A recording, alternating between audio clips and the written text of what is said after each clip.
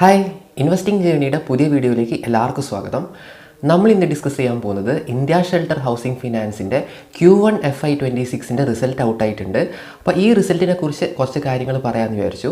അപ്പോൾ ഈ പ്രാവശ്യത്തെ റിസൾട്ട് നമ്മൾ നോക്കിക്കഴിഞ്ഞിട്ടുണ്ടെങ്കിൽ പ്രോഫിറ്റ് ആഫ്റ്റർ ടാക്സ് നല്ല രീതിയിൽ കൂടിയിട്ടുണ്ട്.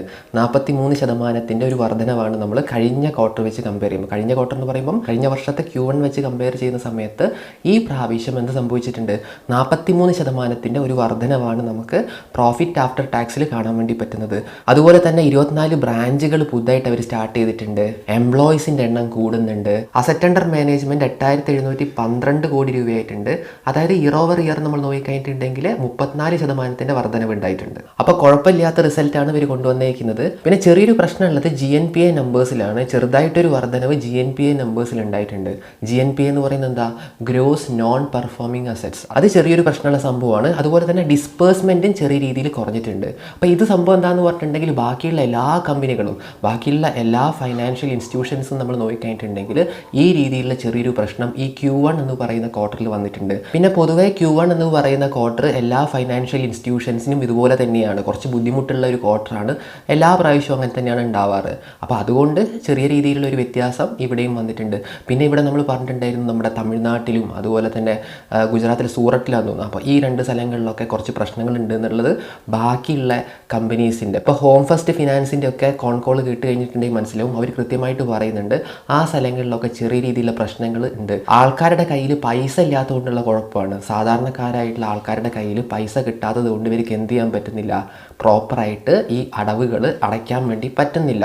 പക്ഷേ കഴിഞ്ഞൊരു ഡിസംബർ മാസത്തിലൊക്കെ ആയിരുന്നു ഏറ്റവും കൂടുതൽ പ്രശ്നം ഉണ്ടായിരുന്നത്.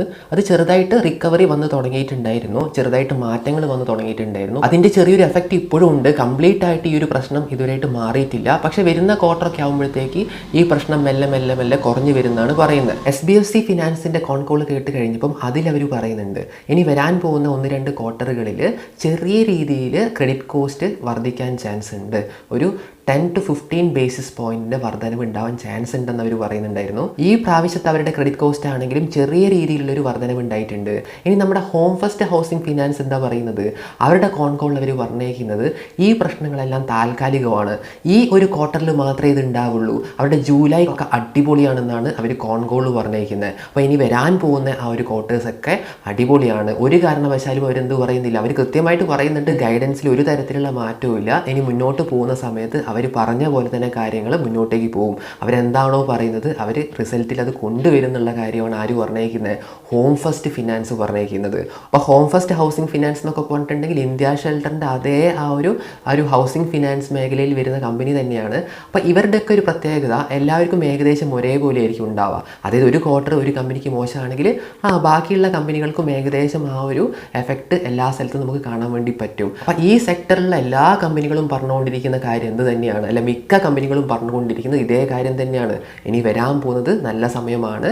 വേഴ്സ്റ്റ് ഇസ് ഓവർ അല്ലേ? വേഴ്സ്റ്റ് എന്ന് പറയുന്നത് കഴിഞ്ഞു. അത് മുന്നത്തെ ക്വാർട്ടേഴ്സിലൊക്കെ കഴിഞ്ഞു. ഇനി വരാൻ പോകുന്നത് അടിപൊളിയായിട്ടുള്ള സമയമാണെന്നാണ് എല്ലാവരും ഒരേ സ്വരത്തിൽ പറയുന്നത്. അപ്പോൾ നമുക്ക് എന്ത് ചെയ്യാം? ഈ കാര്യം വിശ്വസിച്ച് തന്നെ മുന്നോട്ടേക്ക് പോകാം. ഇന്ത്യ ഷെൽട്ടർ ഹൗസിംഗ് ഫിനാൻസിൻ്റെ കോൺകോൾ നാളെ രാവിലെ 9 മണിക്കാണ്. അപ്പോൾ അത് കേട്ട് കഴിഞ്ഞിട്ടുണ്ടെങ്കിൽ നമുക്ക് കൃത്യമായിട്ട് മനസ്സിലാവും എന്തൊക്കെയാണ് കമ്പനിയുടെ കാര്യങ്ങൾ. അപ്പോൾ ഇത്രയും കാലം നല്ല രീതിയിൽ പെർഫോം ചെയ്തുകൊണ്ടിരുന്ന കമ്പനിയാണ് ഇന്ത്യ ഷെൽട്ടർ ഹൗസിംഗ് ഫിനാൻസ്. എന്തായാലും മുന്നോട്ട് പോകുമ്പോഴും അവർ ഇതേപോലെ നല്ല രീതിയിൽ തന്നെ റിസൾട്ടുകൾ കൊണ്ടുവരും തന്നെ നമുക്ക് വിചാരിക്കാം. പിന്നെ വേറൊരു ഇമ്പോർട്ടൻ്റ് ആയിട്ടുള്ള കാര്യം എന്താണെന്ന് പറഞ്ഞിട്ടുണ്ടെങ്കിൽ ഈ പ്രാവശ്യം എല്ലാ സ്ഥലത്തും നല്ല രീതിയിൽ മഴയൊക്കെ കിട്ടിയിട്ടുണ്ട്. അപ്പോൾ സാധാരണക്കാരുടെ കയ്യിൽ നല്ല രീതിയിൽ പൈസ വരാൻ വേണ്ടി പോവാണ്. ആ വിളവെടുപ്പൊക്കെ നല്ല രീതിയിൽ കിട്ടിക്കഴിഞ്ഞിട്ടുണ്ടെങ്കിൽ അവരുടെ കയ്യിലോട്ട് ധാരാളം പൈസ എത്തും. അങ്ങനെ പൈസ എത്തിക്കഴിഞ്ഞിട്ടുണ്ടെങ്കിൽ അവർക്ക് എന്ത് ചെയ്യാൻ പറ്റും? അവർ ഈ പറയുന്ന പോലെ തന്നെ വലിയ ബുദ്ധിമുട്ടൊന്നും ഇല്ലാതെ മുന്നോട്ടേക്ക് പോകാൻ പറ്റും. അത് റൂറൽ ഇന്ത്യ ടീമിനെ ഭയങ്കരമായിട്ട് ഇൻഫ്ലുവൻസ് ചെയ്യുന്നൊരു കാര്യമാണ്. പിന്നെ വേറൊരു കാര്യം എന്താണെന്ന് പറഞ്ഞിട്ടുണ്ടെങ്കിൽ ഇൻട്രസ്റ്റ് റേറ്റ് കട്ട് വന്നിട്ടുണ്ടായിരുന്നു അല്ലേ? ആ ഇൻട്രസ്റ്റ് റേറ്റ് കട്ടിൻ്റെ ഒക്കെ ആ ഒരു ബെനിഫിറ്റ്സ് ഇനി വരാൻ വേണ്ടി പോകുന്നതേ ഉള്ളൂ അല്ലേ? RBI ആ ഒരു ഡിസിഷൻ എടുത്ത് കഴിഞ്ഞിട്ടുണ്ടെങ്കിൽ ഉടൻ തന്നെ അതിൻ്റെ ഒരു ഗുണം വരില്ല. കുറച്ച് ടൈം പീരീഡ് എടുക്കും. ഒരു 2-3 ക്വാർട്ടർ കഴിയും ഇതിൻ്റെ ഒരു എഫക്റ്റ് എത്തിത്തുടങ്ങാൻ വേണ്ടിയിട്ട്. അപ്പോൾ ആ ഒരു എഫക്റ്റ് എത്തിക്കഴിയുമ്പോഴത്തേക്ക് ഏകദേശം ഈ പറയുന്ന കമ്പനികളൊക്കെ തന്നെ ഈ ഹൗസിംഗ് ഫിനാൻസ് കമ്പനികൾക്കൊക്കെ തന്നെ ഇൻട്രസ്റ്റ് റേറ്റ് കുറച്ചിട്ട് അവർക്ക് എന്ത് ചെയ്യാൻ പറ്റും? ലോണുകൾ കൊടുക്കാൻ വേണ്ടി പറ്റും. കുറേ ആൾക്കാർ ആ സമയം ഈ ലോണൊക്കെ എടുക്കാൻ വേണ്ടി വരും. തീർച്ചയായിട്ടും ഈ ഒരു സെക്ടറിൽ നല്ല രീതിയിലുള്ള ഗ്രോത്ത് വരാനുള്ള എല്ലാ പ്രോബിലിറ്റി ഉണ്ട്. അതുമാത്രമല്ല ഫിനാൻഷ്യൽ സെക്ടറിലുള്ള എല്ലാ കമ്പനികൾക്കും നല്ലൊരു കാര്യമാണ്, നല്ലൊരു കാലമാണ് ഇനി വരാൻ വേണ്ടി പോകുന്നത് മുന്നോട്ടേക്ക്. അപ്പം നമുക്ക് ധൈര്യമായിട്ട് എന്ത് ചെയ്യാം, ഇപ്പം ഈ ഇന്ത്യ ഷെൽട്ടർ എന്ന് പറയുന്ന ഈ ഒരു കമ്പനിയുടെ ഷെയർസ് വാങ്ങിക്കുന്നതിന് കുഴപ്പമൊന്നുമില്ല. പക്ഷേ ഇതെന്തല്ല, ഇതൊരു ബൈ ഓർ സെൽ റെക്കമെൻഡേഷൻ ഒന്നുമല്ല, ഇത് ജസ്റ്റ് എഡ്യൂക്കേഷണൽ പർപ്പസിന് വേണ്ടിയിട്ട് ഞാൻ പറയുന്ന ഒരു വീഡിയോ ആണ് കേട്ടോ. അപ്പോൾ ഇന്നത്തെ വീഡിയോ നിങ്ങൾക്ക് എല്ലാവർക്കും ഇഷ്ടമായിട്ടുണ്ടാവുമെന്ന് ഞാൻ വിചാരിക്കുന്നു. എന്തെങ്കിലും ഡൗട്ട് നിങ്ങൾക്ക് ഈ ഒരു ടോപ്പിക്കിനെ കുറിച്ച് ഉണ്ടെങ്കിൽ തീർച്ചയായിട്ടും കമൻറ്റ് ചെയ്യുക. അടുത്ത വീഡിയോ ആയിട്ട് നമുക്ക് വീണ്ടും കാണാം. Bye bye.